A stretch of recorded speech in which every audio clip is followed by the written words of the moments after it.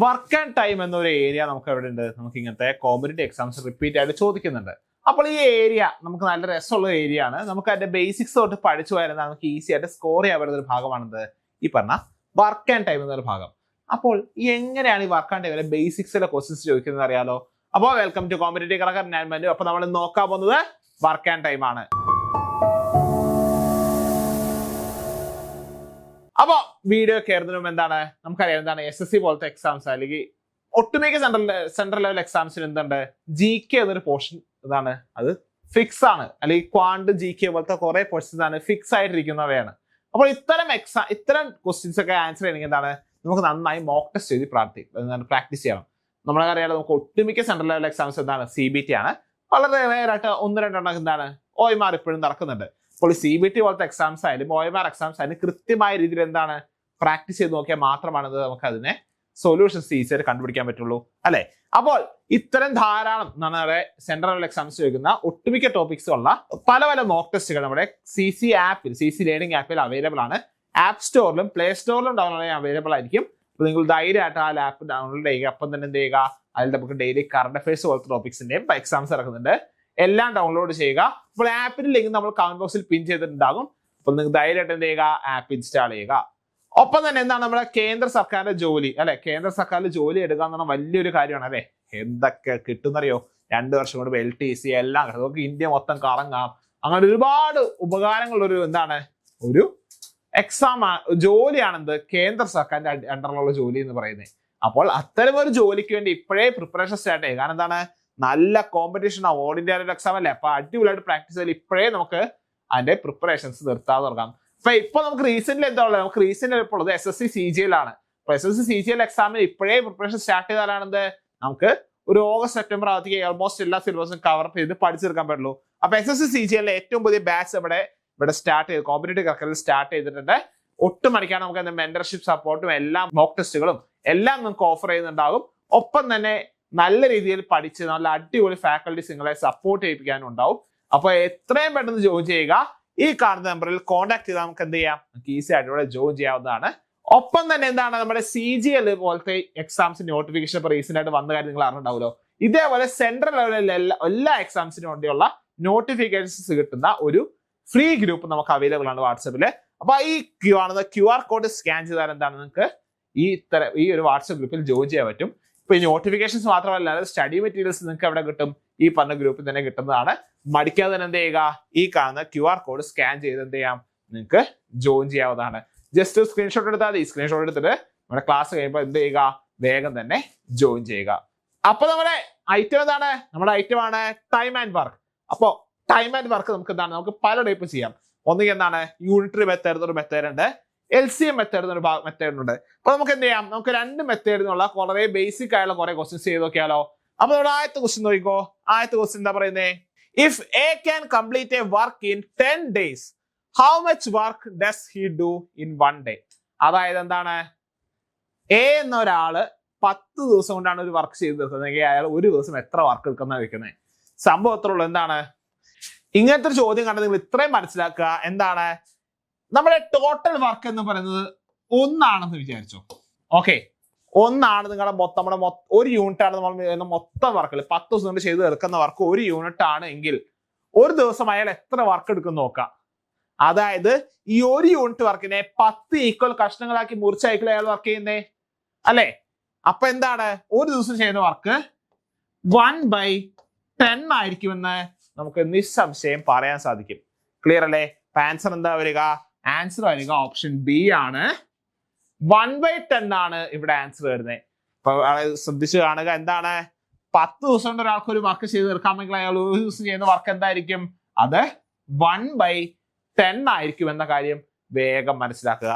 അങ്ങനെയാണ് നമുക്ക് നേരത്തെ ഒരു ക്വസ്റ്റ്യൻ നോക്കി. പിന്നെ ആൻസർ എന്താണ്, ആൻസർ ഓപ്ഷൻ B ആണ്, 1/10 ആണ്. ആൻഡ് ദ സെക്കൻഡ് ക്വസ്റ്റ്യൻ നോക്കുക. എന്താണ്, A can do a work in 16 days and B can do it in 6 days. In how many days can they complete together? എന്താണ്, A എന്ന ആൾക്ക് ഒരു ജോലി ചെയ്യാൻ 12 ദിവസം വേണം, B എന്ന ആൾക്ക് ജോലി ചെയ്യാൻ 6 ദിവസം മതി. അപ്പൊ രണ്ടുപേരും ഒന്നിച്ച് വർക്ക് ചെയ്താൽ എത്ര ദിവസം കൊണ്ട് തീരും എന്ന് വെച്ചേക്കുന്നത്. സിമ്പിൾ ആയിട്ടൊരു കാര്യം പറയാം.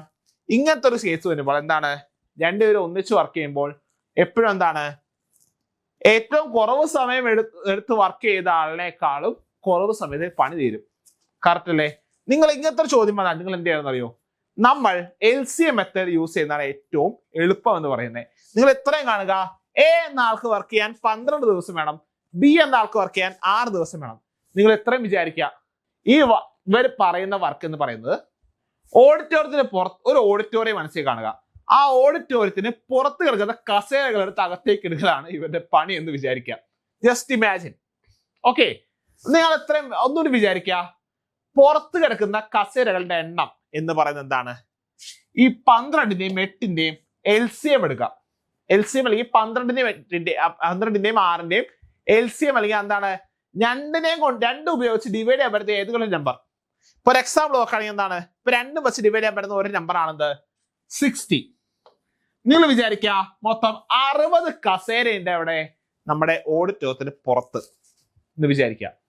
ആണ്ട് ഫസ്റ്റ് നോക്കാണ്, എ എന്ന ആള് 12 ദിവസം കൊണ്ടാണ് ഈ 60 കസേരകൾ കയറ്റി അകത്തേക്ക് ഇട്ടത്. കേട്ടല്ലോ? എ എന്ന ആള് 60 ദിവസം എടുത്താണ് എന്ത്, ഈ 12 ദിവസം എടുത്താണ് ഈ 60 കസേരകൾ എടുത്ത് അകത്തേക്ക് ഇട്ടത്. നോട്ട് ചെയ്തല്ലോ? അങ്ങനെയാണ് ഞാൻ ചോദിക്കട്ടെ, ഈ ആള് ഒരു ദിവസം എത്ര കസേര അകത്തേക്ക് എടുത്തിട്ടുണ്ടോ? 12 ദിവസം കൊണ്ട് 60 കസേര എടുത്ത് അകത്തേക്ക് ഇട്ടാൽ ഒരു ദിവസം കൊണ്ട് ഇയാൾ എത്ര കസേര അകത്തേക്ക് ഇടും? എത്ര കസേര ഇടും? ഒരു ദിവസം കൊണ്ട് 5 കസേര ഇടും. കറക്റ്റ് അല്ലേ?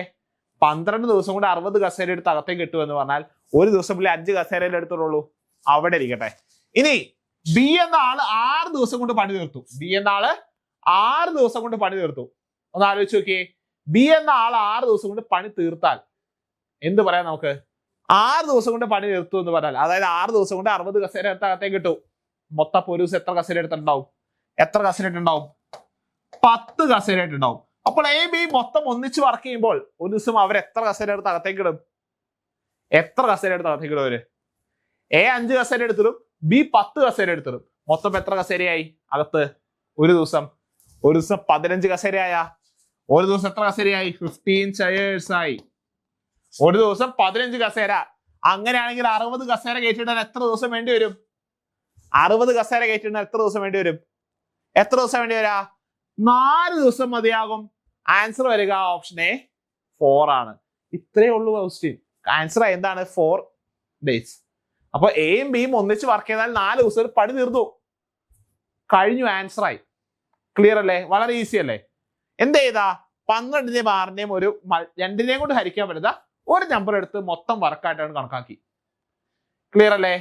അപ്പോ ആ ഒരു രീതി ചെയ്തപ്പോ എന്താണ് നമുക്ക് ആൻസർ കിട്ടിയ? ആൻസർ ഓപ്ഷൻ എ 4 കിട്ടി. അടുത്ത നോക്ക,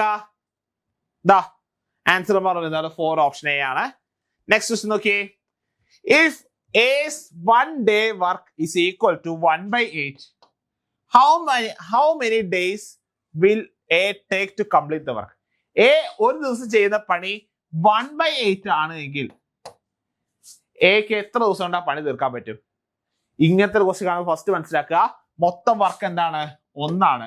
ഒരു ദിവസം 1/8 ചെയ്താൽ എത്ര ദിവസം കൊണ്ട് അത് 1 ആകും? എത്ര ദിവസം കൊണ്ട് 1 ആകും? അത് 8 ദിവസം കൊണ്ട് എന്താകും? 1 ആകും. കറക്റ്റ് അല്ലേ? 8 ദിവസം കൊണ്ട് എന്തായി മാറും?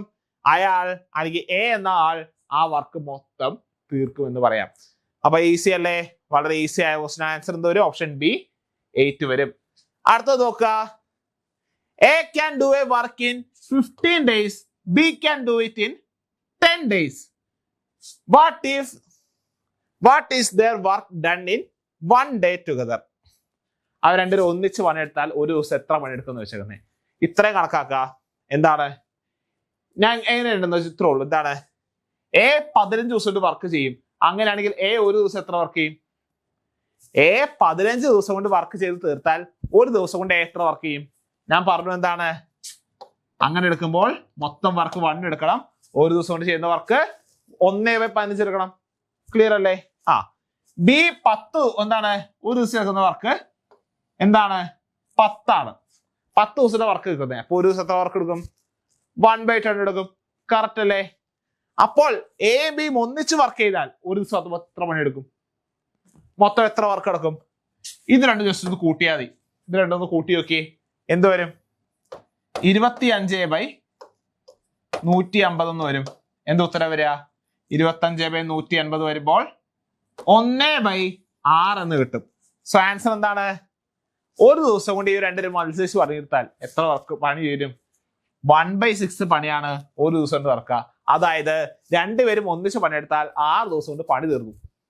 ക്ലിയർ ആണോ? 6 ദിവസം കൊണ്ട് പണി അങ്ങോട്ട് തീർന്നു. ഇത്രേ ഉള്ളൂ. ആൻസർ ക്ലിയർ ആയില്ലേ? അപ്പോൾ ഈ ഒരു മെത്തേഡ് നമുക്ക് എന്ത് ചെയ്യാം?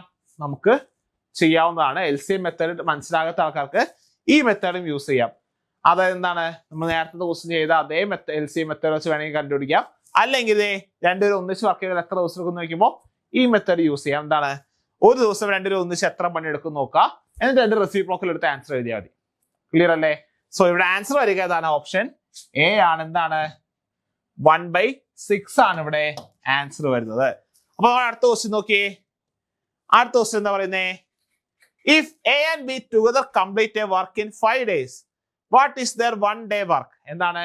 A and B ഒന്നിച്ച് വർക്ക് ചെയ്തപ്പോ എന്താണ് 5 ദിവസം കൊണ്ട് പണി തീർന്നുവെങ്കിൽ എന്താണ് അവർ ഒരു ദിവസം കൊണ്ട് എത്ര പണി എടുത്തു വെച്ചേ? എത്ര പണി എടുത്തതാവും? ഒന്ന് ആലോചിച്ച് നോക്കി. ഞാൻ പറഞ്ഞു എന്താണ്, മൊത്തം യൂണിറ്റ് അപ്പൊ എന്തെടുക്കാം? മൊത്തം വർക്ക് ഒരു യൂണിറ്റ് അതെടുക്കാം. അങ്ങനെയാണെങ്കിൽ 5 ദിവസം കൊണ്ട് പണി തീർത്തു എന്ന് പറഞ്ഞാൽ ഒരു ദിവസം എത്ര പണി എടുക്കും? 1/5 പണിയാണ് എന്ത് ചെയ്യുക? ഒരു ദിവസം കൊണ്ട് എടുക്കുക.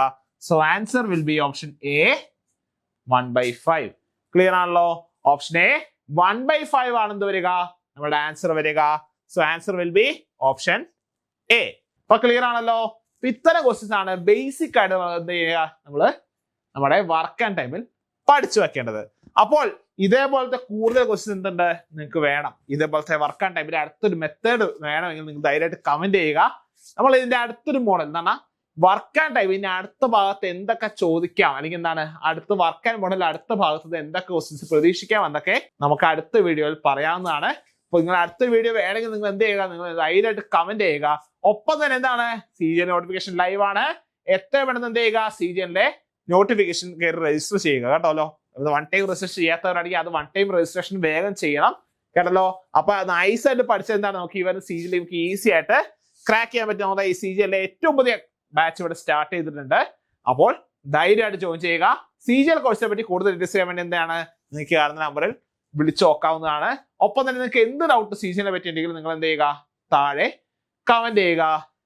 അപ്പോൾ ഇതേപോലത്തെ അടുത്ത വീഡിയോ കാണുന്നവരെയും നമുക്ക് കുറച്ച് ബ്രേക്ക് എടുക്കാം അല്ലെ. അപ്പൊ അതിനായിട്ട് എന്ത് ചെയ്യുക? നിങ്ങൾക്ക് എന്ത് ഡൗട്ട്സ് ഉണ്ടെങ്കിലും എന്താണ് കമന്റ് ചെയ്യാവുന്നതാണ്. അടുത്ത വീഡിയോ കാണുന്നവരെയും താങ്ക് യു.